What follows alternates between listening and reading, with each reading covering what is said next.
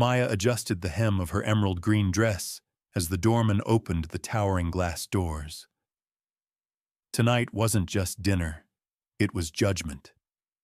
The January air of Nob Hill had clung to her skin during the ride over, but inside the blue heron warmth pulsed from the chandeliers like pressure building under a lid. She stepped in beside Ethan Prescott, her boyfriend of 3 years, whose easy smile hadn't faded since they left his apartment in Pacific Heights. "They'll love you," he'd whispered. But Maya Ellis, a 32-year-old black physician who had walked into too many rooms where her presence was questioned before her resume was read, knew better. She had come prepared. Her posture upright, smile gracious, and steps measured. Maya scanned the restaurant leather banquettes, crisp linens diners who'd never had to explain their worth. Her heels clicked softly against the polished marble as Ethan guided her toward a window-side table. His hand briefly touched hers, comfort or show, before he straightened. "That's them," he said. Diane Prescott rose from her seat, elegance incarnate in a navy cashmere wrap and pearl studs. Her handshake was soft but fleeting, her pale eyes taking in Maya's dark skin, her silk dress, her hair in a neat bun. "Maya, welcome," she said smoothly. "Ethan's told us you're a doctor. That must keep you very busy." Her tone was light, but it didn't reach her eyes. Seated beside her was Brooke Prescott in a cream blazer and sharp smile. Younger, but her glance was already dissecting Maya's existence. "A general practitioner, right?" she asked. "That's interesting. I always thought specialists made it big." Maya folded her napkin slowly, her voice even. "Helping people, factory workers or CEOs, is why I went into medicine. Every life matters." Outside, the fog had begun rolling in off the bay, blurring the windows like a curtain. Inside, the conversation turned to Ethan's latest fintech milestone, Diane's charity gala, Brooke's consulting work. Maya nodded politely, adding a thoughtful comment when appropriate. But she felt the weight of something else at the table, an unspoken evaluation.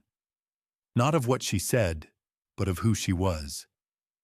A server refilled their water glasses. Maya thanked him with a smile, then noticed how Diane simply nodded eyes on her wine. "And where did you say your family was from again?" Diane asked. Brooklyn wasn't it. There was something surgical about her phrasing, like she was drawing a boundary with a scalpel. "Yes," Maya said. "My parents still live there. My mother was a nurse, my father drove a city bus for 30 years. She offered it as truth, not apology. Brooke leaned forward, resting her chin on one manicured hand. "That must be quite the leap from there to here." Maya held her gaze, her voice calm. "They taught me how to work for what I wanted. I graduated top of my class at UCSF Medical." It landed like a feather, not a fist, but she saw Brooke blink, recalibrating.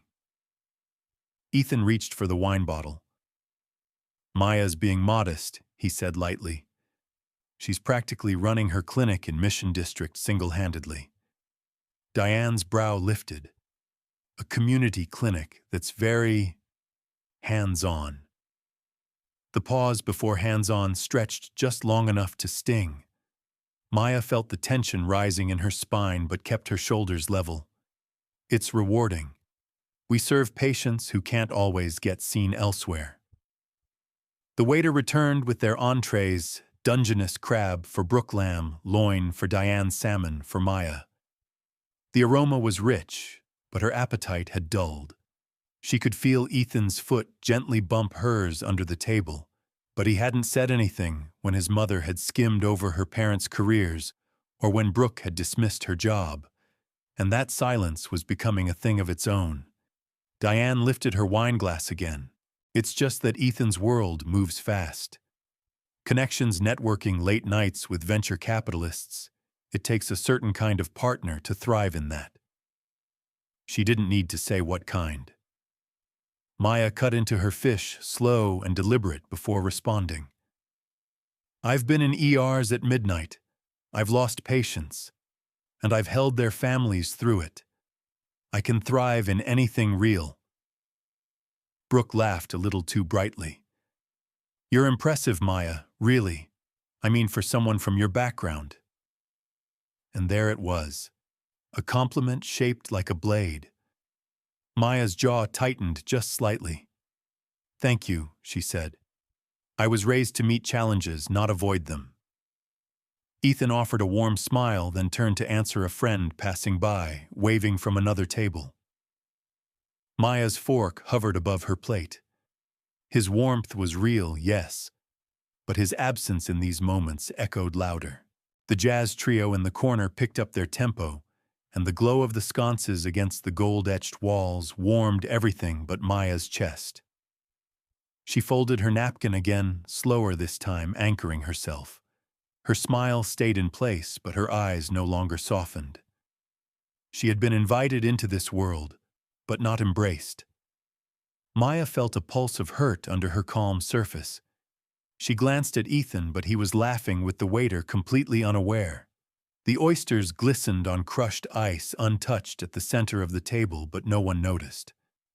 The conversation had shifted from polite to performative, and Maya Ellis, a brilliant black physician from Brooklyn, felt the familiar edge creep into the room. Being a woman of color in white-dominated spaces wasn't new, but tonight it wasn't a hospital boardroom or a panel discussion. It was personal. It was family. And the smiles around her were just polished versions of closed doors. Brooke Prescott, seated across from her with a flute of champagne, leaned in as if about to share a secret. "You know," she said, her voice soft but sharp, "you must have had some very lucky breaks to get where you are. You're so young, and I imagine it's extra competitive for someone in general practice." Her smile was tight. "That's amazing." Maya kept her fork poised over her salmon, then slowly placed it down. She looked Brooke in the eye. "Luck plays a role, sure. But I was also top of my class at UCSF, completed my residency early, and now run a clinic that sees over 3,000 patients a year, most of whom would otherwise go without care." Her tone was even, but her words landed with the weight of years spent pushing through layers of dismissal. Diane Prescott set her wine glass down. Of course. It's just, I imagine the energy required to juggle all that must be exhausting, especially coming from a place like Brooklyn." She gave a small smile, as though invoking Maya's hometown was a gesture of empathy rather than condescension. Maya nodded slowly, her expression unreadable. "My parents are still there. They worked hard their entire lives so that I could walk into rooms like this without flinching." She didn't say, "even when I'm not welcome," but the words hovered in the air between the courses and the carefully folded linen. Ethan, sitting beside her, chuckled lightly, as if trying to smooth over the tension. "You know what they say, Maya could run circles around me. She's the real genius here." He lifted his wine glass in a half-toast. Maya gave him a sideways glance. That wasn't what she needed. Not charm, not deflection. What she needed was for him to notice the way Brooke's compliments were barbed, or the way Diane's questions disguised judgment in civility's clothing. Another server arrived, presenting the main course with practiced elegance. As the plates were placed before them, Maya noticed how the waiter, young Latino, offered her the same polite nod he'd given Diane and Brooke. She thanked him warmly, and he smiled, if only briefly, as if grateful to be seen. Over dessert, lavender panna cotta with almond shortbread. Diane turned the conversation toward legacy. "Ethan's grandfather built the company from the ground up," she said, dabbing at the corner of her mouth. "That kind of vision is in his blood." She looked at Maya. "And your family, did they work in healthcare as well?"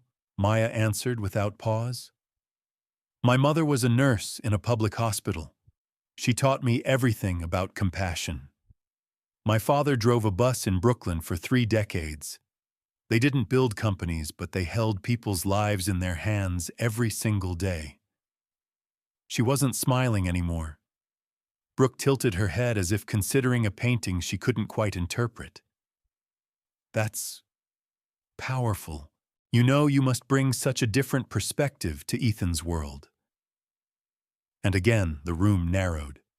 Different meant foreign. Perspective meant not belonging. Maya felt it. The glass ceiling she'd long outgrown had now become a glass room, one where every move was visible, scrutinized, and spun. I do, Maya said simply, her tone sharp as crystal. And sometimes the world could use a little less sameness. She stood then, excusing herself softly, clutching her purse as she moved through the dining room. In the restroom, under soft golden light and the hum of distant jazz, she faced herself in the mirror. Her reflection showed no cracks, high cheekbones, dark skin, glowing posture, proud. But beneath that was a quiet fire. This wasn't just awkward dinner talk. This was the same prejudice, repackaged institutional racism, hiding in Hermes scarves and compliments about how far you've come. In the mirror, her mother's face appeared behind hers only in memory. The same strength, the same steel. You do not shrink, she'd once said when Maya was 12 and asked why the teacher never called on her in science class. You show them you are the room. She took a breath, reapplied her lip gloss, and walked back toward the dining area. Her heels struck the tile in calm, certain steps. At their table, she spotted Ethan at the bar, laughing with someone she didn't recognize, an investor maybe, or a colleague. He was in his world. And she, just a few feet away, felt a canyon stretch between them. She slipped quietly into her seat. Diane offered her a polite smile. Brooke scrolled on her phone.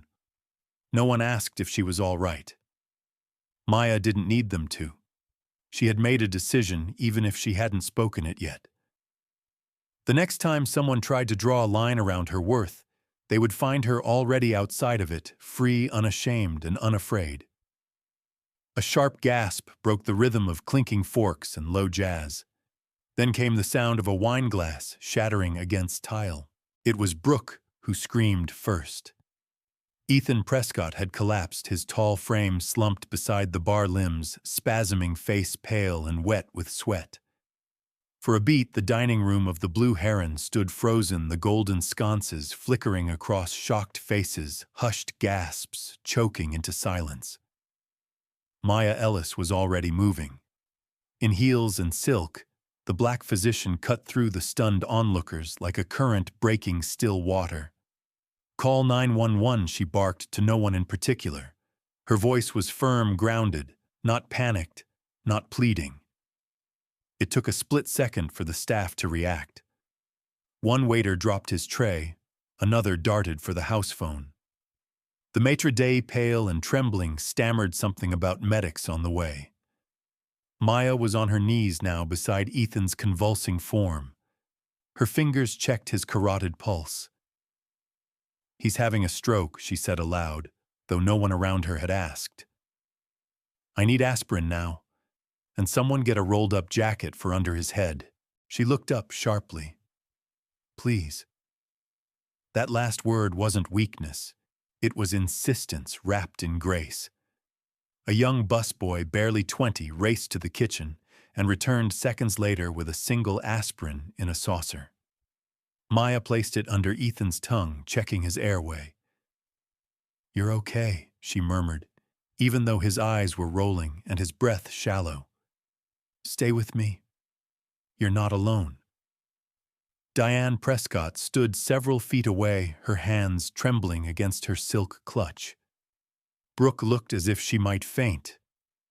Neither woman moved forward. It was Maya, the woman they'd tried to define with thin smiles and delicate insults, who now held Ethan's life in her hands. Guests murmured around them, some filming others, whispering. "She's a doctor. Who is she?" She knew exactly what to do. A few older women nodded with tears in their eyes. A man in a tailored gray suit whispered to his wife, "That black doctor just saved his life." The paramedics arrived 5 minutes later, though it felt longer. Maya didn't stand to greet them. She reported vitals, time of collapse, her interventions with the clipped precision of someone trained for battlefield calm. "He needs a CT scan immediately. He was alert 10 minutes ago, then slurred speech, then collapsed. Pulse was thready but present." One of the EMTs, a tall white woman with a sharp ponytail, blinked at Maya. Dr. Maya nodded once. "UCSF. Internal medicine? You're taking him to Mission Bay." "Yes, ma'am." They lifted Ethan onto a stretcher. His eyes opened for a fleeting second, unfocused but wide. Maya touched his shoulder gently. "You're going to be okay." She didn't wait for him to squeeze her hand. She turned back to the team. "Let me know when he's stable." They wheeled him out through the stunned crowd. Diane began to follow, but paused, glancing back at Maya with an expression that wasn't quite gratitude and not yet understanding. Brooke lingered, whispering something under her breath that Maya couldn't hear. Neither of them said thank you. She stood slowly. Her knees ached. Her dress was wrinkled. Her hair had loosened from its neat bun. But Maya's back was straight and her eyes were steady. Someone clapped softly. Then another. Soon a ripple of applause spread through the restaurant, not loud, not triumphant, but reverent. Maya didn't smile. She nodded politely to the staff, thanked the waiter who'd brought the aspirin, and made her way toward the coat check. The valet outside handed her coat without asking for a ticket. "That was incredible, ma'am," he said, awe in his voice. "They said you saved him." Maya pulled the coat over her shoulders. The fog had thickened outside, coiling through the Nob Hill streets. Her heels tapped softly as she crossed toward the curb. Her Uber had not yet arrived, but she didn't mind the wait. In the distance, she could hear the city sirens echoing toward Mission Bay, streetcars rattling down Powell, the hum of a world that had kept turning even while hers had tilted. She thought of her parents. Her mother, who used to say, "Grace is what you do when the world stops watching," and her father, who told her, "Never be the one who stands by." She had lived both tonight. Maya stood, tall arms wrapped around herself against the San Francisco chill. She didn't look back. Not at the Blue Heron, not at Diane or Brooke, not even at the doorway where Ethan had fallen. Someone in the crowd had whispered, "She saved him. That black doctor saved him." She had heard it, and that was enough. The night stretched ahead, foggy, silent, waiting. She was no longer a guest, no longer someone's plus one. She had stepped into that room under scrutiny. She left it untouchable.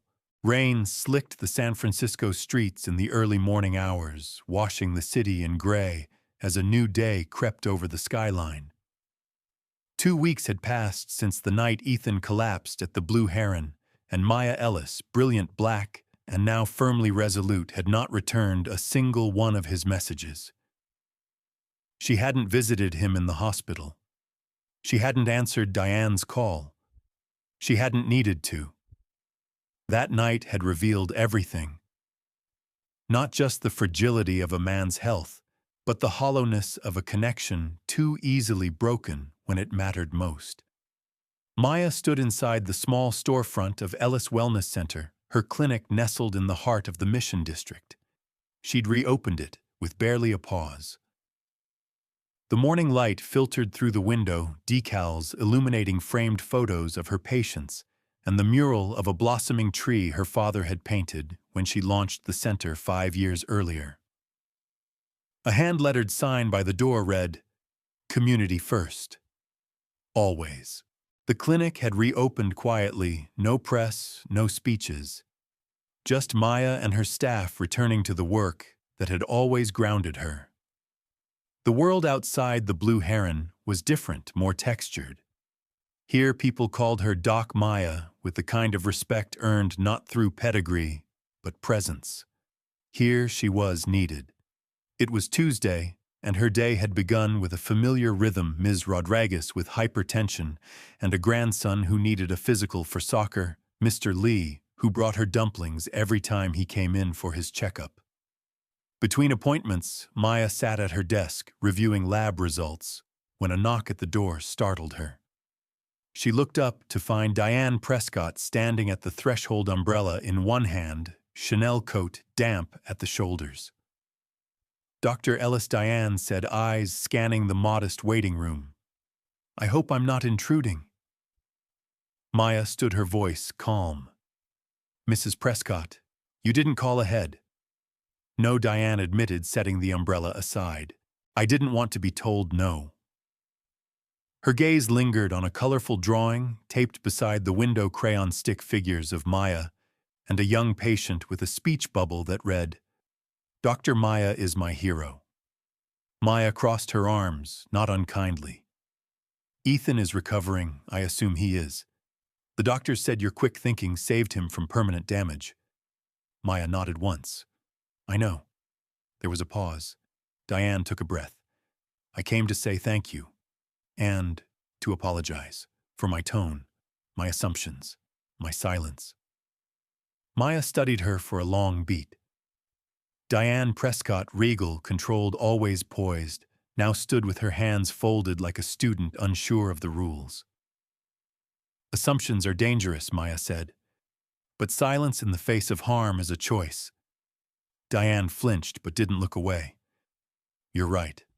I failed you. I failed my son. And I'm sorry." Something in Maya softened, not forgiveness, but release. She nodded toward a chair. "Have a seat. I can give you 10 minutes. Diane sat. She looked at the clinic walls again. "This place. It's beautiful." "You built all this from the ground up," Maya said simply. "With a few grants, a lot of hours, and a belief that people deserve care even if they can't afford it." Diane exhaled. "Ethan told me once that you see things others don't. I didn't understand it then." Maya met her gaze. "Most people don't until they need saving." After Diane left quietly this time, Maya remained at her desk. She wasn't angry. She wasn't sad. She just felt resolved. The woman who had entered the Blue Heron, unsure whether she belonged, had walked out with nothing left to prove. That afternoon, the clinic's tiny reception bell chimed again. This time it was someone she didn't recognize. A tall man in a navy coat, mid-30s, with dark brown skin and a presence as quiet as snowfall. He smiled warmly. "Dr. Maya Ellis," she nodded. "That's me. I'm Lucas Grant. I'm the new chief of community outreach at UCSF. I heard about what you did at the Blue Heron." His voice was steady, his eyes open and kind. "I was hoping we could talk." Maya motioned toward the seat Diane had occupied hours earlier. "I have 10 minutes, he chuckled. "I'll try not to use all of them." They talked for half an hour about healthcare deserts, mobile clinics, and how to bring medical support to underserved neighborhoods. Lucas was sharp-measured and passionate. He didn't speak over her. He didn't mansplain. And when he asked questions, he listened to the answers. As he stood to leave, he paused. "I'd like to collaborate on a project if you're open to it," Maya replied. "On one condition, which is that you don't call it charity. Call it justice." Lucas smiled. "Deal!" That evening, after the clinic had closed, Maya walked through the mission, her breath rising in small clouds against the cold. The neon glow of taquerias lit the sidewalk. A boy zipped past on a scooter, music playing from his backpack. And across the street, a mural painted in bright blues and reds read, "We take care of each other." She stood for a moment, letting it sink in. She had walked away from a relationship that had failed her. She had faced a family that judged her. And she had not only survived it, was as though she had peeled off something false, left it behind, in a restaurant with gold chandeliers and empty praise. Now she was walking towards something else. She didn't need the applause. She didn't need the approval. She had her work. She had her people. And maybe, just maybe, she had a beginning she hadn't seen coming. The mission wind picked up, tugging gently at her coat. She tucked her hands into her pockets, her pace steady as the fog rolled back in. The early spring sunlight slanted through the tall clinic windows, painting warm gold onto the polished floor of Ellis Wellness Center. It was a Saturday, the kind Maya Ellis typically reserved for paperwork inventory and catching up on grant proposals. But today, the energy inside the Mission District Clinic buzzed with something else.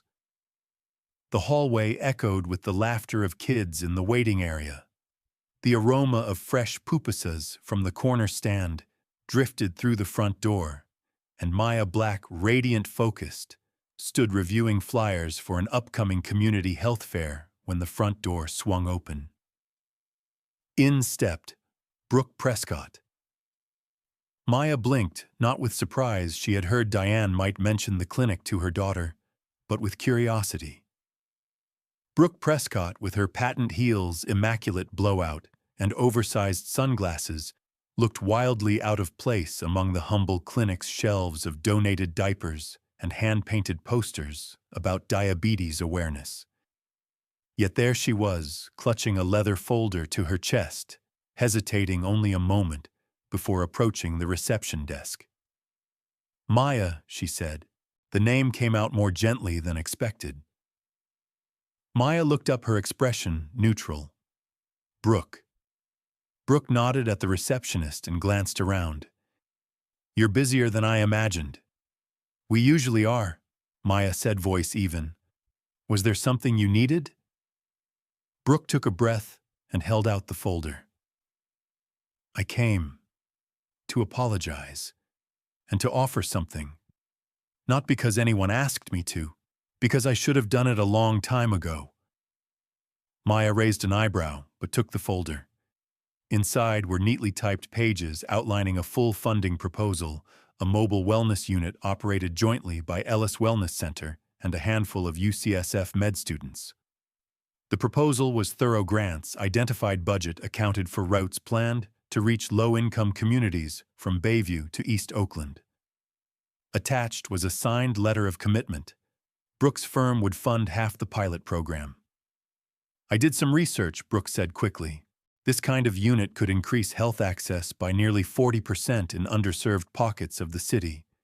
It's not pity, Maya. It's responsibility. Mine." Maya didn't speak right away. She flipped through the packet, each line of detail: vaccine storage appointments, scheduling algorithms, evidence of care, effort, maybe even growth. "You did all this yourself?" she asked finally. Brooke nodded. "I had help understanding the logistics, of course. But yes, I wanted to do something real." Maya studied her for a long moment. "Why now?" Brooke didn't flinch. "Because I saw the night of that dinner who you were. I just didn't want to believe it. You didn't ask for anything. You didn't demand a second chance. But you gave Ethan one. And my family. And I couldn't walk away from that unchanged." Maya folded the folder closed and set it gently on the counter. "This could help a lot of people." Brooke's voice softened. "I hope so." The clinic door opened again, and Lucas Grant walked in, carrying 2 large boxes of donated books for the waiting room. He stopped short at the sight of Brooke, but quickly recovered, offering her a polite nod. "Hi, I'm Lucas." Maya's new partner, Brooke said before Maya could reply, but without sarcasm or edge. "Just an observation." Lucas smiled at Maya. "I found a full set of bilingual picture books for the pediatric corner. Thought the kids might like them." Maya smiled, the first real one that day. "They will." Brooke stepped back toward the door. I'll leave you to it. The contact for the mobile unit is on page 7. They're ready to move forward whenever you are. Maya didn't stop her, but as Brooke reached the threshold, she called out, Brooke. Brooke turned. Thank you. There was a beat, and then Brooke nodded. You're welcome. After she left, Lucas placed the boxes on the counter and looked at Maya. Was that progress? Maya chuckled. A miracle, actually. They spent the next hour rearranging the reading corner, chatting between stacks of books. Lucas shared a story about a pop-up dental van he'd organized in Fresno. Maya told him about the time her father fixed a broken blood pressure cuff with a flashlight and duct tape. Their conversation was easy, natural, filled with pauses that weren't awkward, just space enough to breathe. Later that afternoon, as they stepped outside for coffee, the Mission District buzzed around them. Musicians played steel drums near the BART station. A child tugged on her mother's sleeve, laughing. Maya sipped, her cortado eyes narrowed thoughtfully at the sunlight pooling across the sidewalk. Do you ever feel like this is exactly where you're supposed to be? She asked. Lucas didn't hesitate. With you? Yeah, I do. She smiled again, not politely, not cautiously, but fully. She was still healing, still rebuilding, but the cracks had let light in. Across the street, the community bulletin board bore a new flyer, coming this fall, Ellis Mobile Wellness Van. Care that comes to you. Maya recognized Brooke's logo in the corner, small but present. Justice wasn't always loud. Sometimes it arrived in quiet acts, humbling steps folders handed across desks without demand. Maya looked down at her coffee. It was already cooling in her hand, but for the first time in a long while, the warmth she felt didn't come from a cup. It came from standing exactly where she belonged. The sun dipped low over San Francisco's Mission District, casting golden streaks across the colorful murals and market stalls that lined the block. Laughter rippled through the late October air, mingling with the rhythm of a local jazz quartet playing under paper lanterns. The neighborhood had come alive for the first ever Mission Community Health and Culture Fair, an event Maya Ellis had quietly dreamed of for years. And now it was real. Children with painted faces ran between booths handing out flu shots and fresh tamales. Elders waited in line at the mobile clinic van, its side painted with a blooming tree, nearly identical to the mural in Maya's office. Volunteers passed out water bottles, pamphlets on hypertension, and homemade bracelets that read, "We see you. We heal together." Standing at the center of it all, Maya, black, radiant, rooted, watched with quiet awe. She wore a deep maroon sweater and jeans, her hair in soft curls, her hands steady as she helped an elderly man navigate a vision screening. All around her, the world moved with a rhythm she knew by heart, the pulse of a community no longer surviving, but thriving. Lucas Grant stood nearby, organizing a panel of bilingual med students who were taking vitals and offering wellness consultations.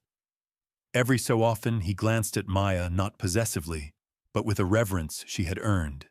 In the past few months, their partnership had deepened into something gentle and undeniable. They had built this together, not just an event, but a movement. Brooke Prescott arrived mid-afternoon, dressed down in sneakers and a t-shirt bearing the health fair's logo. She didn't approach the stage or the cameras. Instead, she helped unpack boxes of baby formula and quietly directed volunteers. When she finally made her way to Maya, they exchanged a brief look that held everything: redemption, respect, and a fragile kind of friendship. "You pulled it off," Brooke said with a small smile. "No," Maya replied, nodding toward the volunteers and families. "They did. We just gave them the space." At 4 o'clock, a hush spread across the fairgrounds as a local activist introduced Maya to the small stage. She walked up slowly, a clipboard in one hand, and looked out over the sea of familiar faces, her patients, her staff neighbors' kids with sticky fingers and hopeful eyes. I was told to keep this short, she began, the mic crackling slightly. So I'll just say this, when I started Ellis Wellness, I was told it was a Band-Aid, that it wouldn't last, that people in neighborhoods like this didn't show up for health care. But today we've seen hundreds of people getting checked, getting fed, getting connected. So maybe the question isn't whether we belong in rooms like this. Maybe the question is, what took the world so long to see? We've been building them ourselves all along. The crowd erupted in cheers. Maya's smile was wide, but her throat tightened. She stepped down from the stage to the sound of applause, a weight she hadn't realized she still carried, finally beginning to lift. Later that evening, after the fair had wound down and the lanterns glowed low, Maya sat at the back of the mobile clinic, legs tucked beneath her on a cot usually reserved for patient evaluations. She looked out through the open door, the street bathed in gold, families walking home with tote bags of produce, music drifting lazily from a nearby cafe. Lucas climbed in beside her with 2 paper cups of coffee. One oat milk, one regular. I guessed. You guessed right, she said, accepting the cup. They sat in silence for a moment, watching the world slow around them.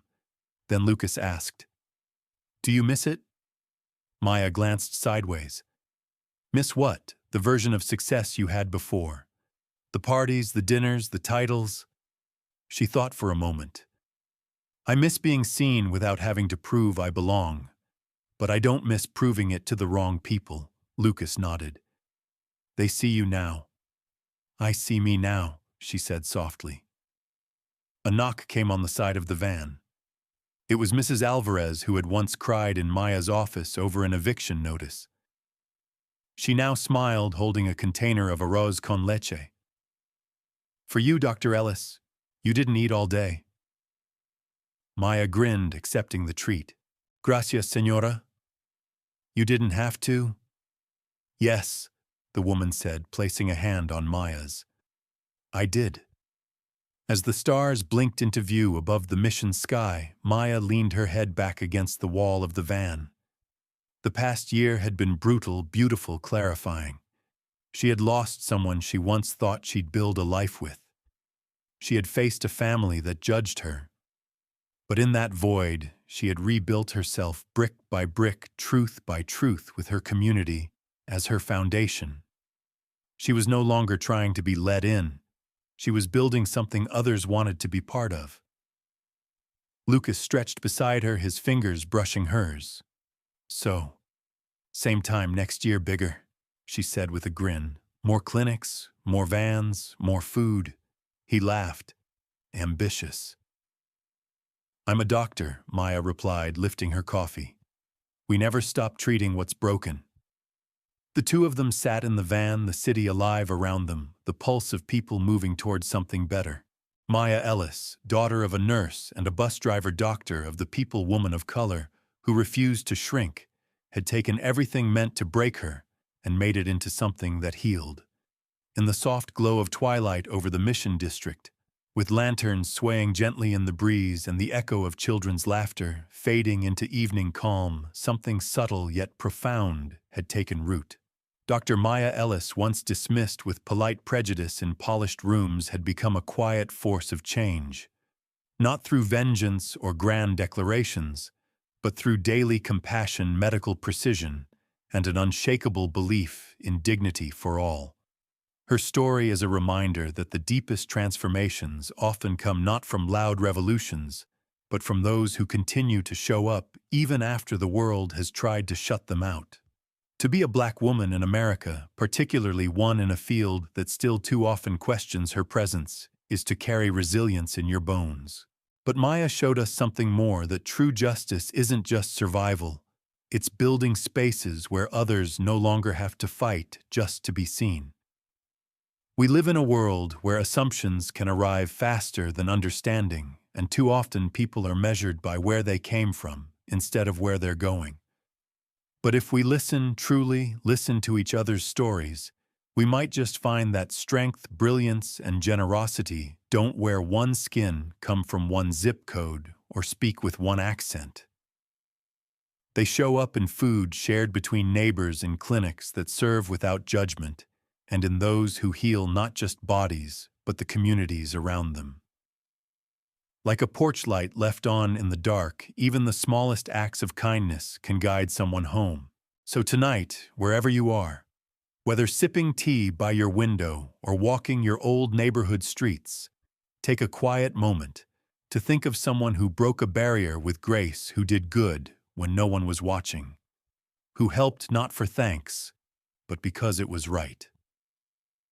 And if this story touched something in you, maybe consider passing that light on.